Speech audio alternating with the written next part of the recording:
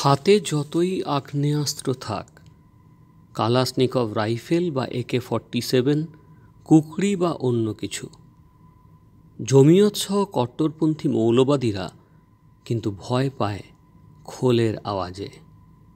তাই হিন্দু মন্দির দেবদেবীর মূর্তি ভেঙেও তাদের স্বস্তি নেই। হুকুম জারি করেছে কীর্তন করা যাবে না বাংলাদেশে, কারণ শ্রীচৈতন্যের প্রিয় শ্রীখোলের শব্দে লুকিয়ে থাকে এক অদম্য শক্তি। মনোযোগ দিয়ে শুনলে কৃষ্ণের সেই বিপুল শক্তির নাম সঞ্চারিত হবে শরীরে ও মনে।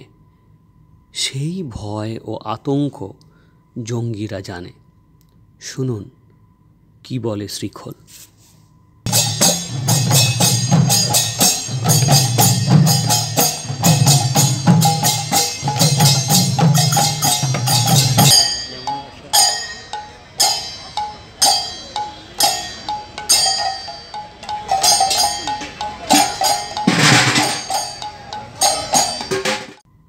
Bureau report, Bangabarta.